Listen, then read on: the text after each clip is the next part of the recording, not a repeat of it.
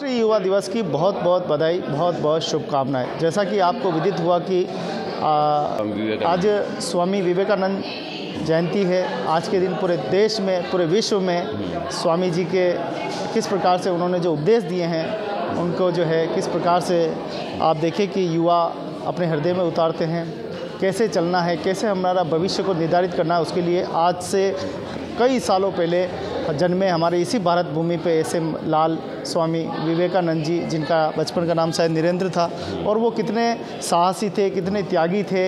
हमने उनके बारे में काफ़ी पढ़ते हैं और काफ़ी हमको उनके बारे में जीवनी मिलती है। लेकिन आज हम देखते हैं कि हम कैसा भारत चाहते हैं। आज हम युवा कहाँ है? आज युवा की बात को कहीं सुनी नहीं जाती है।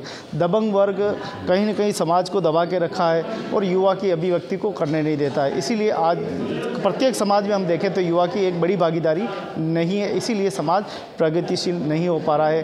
कई कुप्रथाओं ने अपनी जड़ें जमा रखी है।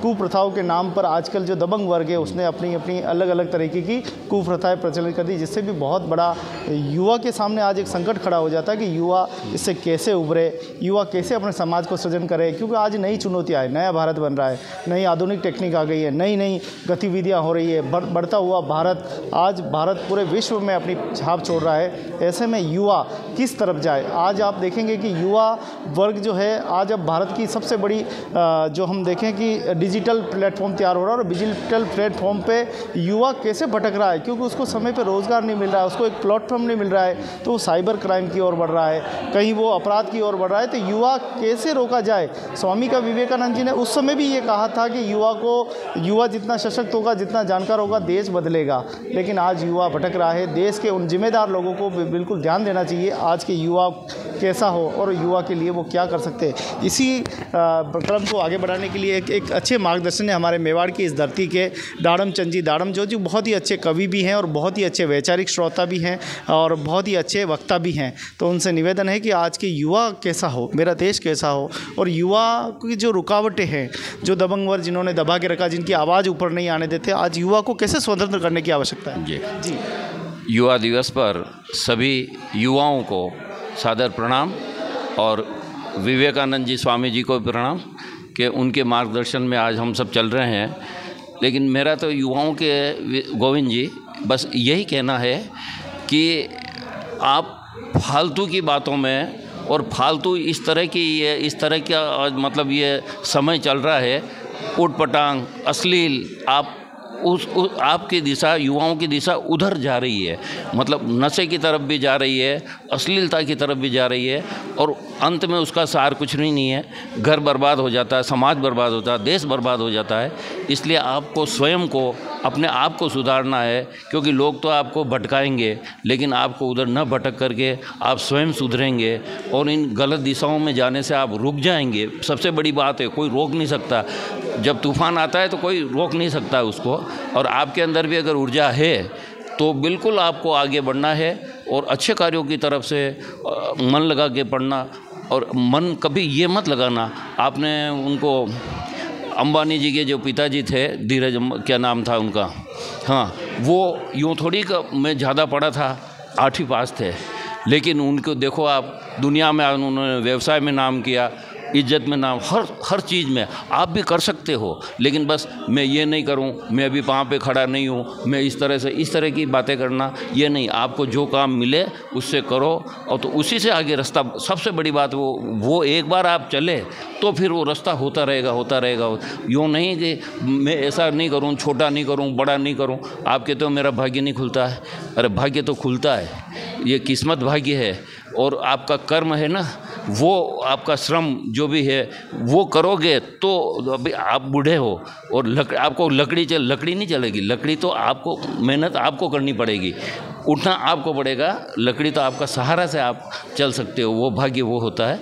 इसलिए आपको हमेशा यही है युवा दिवस के ऊपर कि आप इधर उधर भटकना छोड़ो और अपना जो लगन है, सही काम है, चाहे पढ़ना हो तो पढ़ना, व्यवसाय तो उसी के अंदर आप लगे रहो, दूसरा तरफ छोड़ दो। आप परिवार खुश रहेगा, आप स्वयं खुश रहेंगे, देश भी खुश रहेगा, और ये सारी विपदाएं जो ये नहीं होता वो नहीं होता, वो सारे सब समस्या ख़त्म हो जाएगी। प्रणाम। बहुत बहुत धन्यवाद दाड़म जी दाड़म। तो आइए सब मिलके एक आदर्श भारत की ओर चले, एक सुखद भारत की ओर चले, एक समृद्ध भारत की ओर चलें। सिर्फ फेसबुक पर, सिर्फ व्हाट्सएप पर फ़ोटो डालने से कोई महान नहीं बनता, महान बनता है कीर्तिमान काम करने से। आज संस्कार नहीं है, इसीलिए तो आज वृद्धाश्रम की संख्या बढ़ती जा रही है। आज संस्कार नहीं है, इसीलिए तो आज अपराध बढ़ते जा रहे हैं, साइबर अटैक बढ़ते जा रहे हैं। ये कौन कर रहा है? ये कोई नहीं कर रहा है। ये हमारे अपने से ही बीच में से ही कोई एक निकला है जो इस प्रकार की आज सांप्रदायिकता बहुत बड़ी व्याप्त हो रही है। कौन कर रहा है ये हमारे अंदर बैठा हुआ कलेश कर रहा है। इस कलेश को मित्र बना लीजिए, दोस्त बना लीजिए।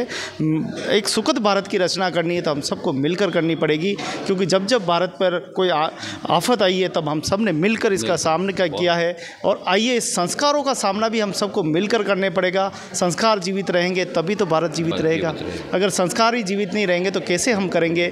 नहीं तो ये भारत में ये वृद्धों की संख्या बढ़ती जाएगी, युवा जेल में जाते जाएंगे, गलत संगतियों में जाते जाएंगे। और ये एक दिन ये आज का ये युवा, हम जिस देश को कहते हैं कि भारत युवाओं का देश है, वो दिन दूर नहीं होगा जिस दिन बुजुर्गों का ये देश हो जाएगा। सब बुजुर्ग ही होंगे और युवा सारे अप्राकृतिक काम में चले जाएंगे। स्वामी जी ने बहुत ही सुंदर बात कही है कि युवा को अपने देश के प्रति सोचना चाहिए, अपने समाज के प्रति सोचना चाहिए और उन गलत विसंगतियों का बहिष्कार करके एक नए समाज का सृजन कैसे करना है, उसके लिए उन्होंने बहुत ही सुंदर बात कही है। उनके बचपन की अगर आप कहानी सुनेंगे तो उनमें कितनी दया थी।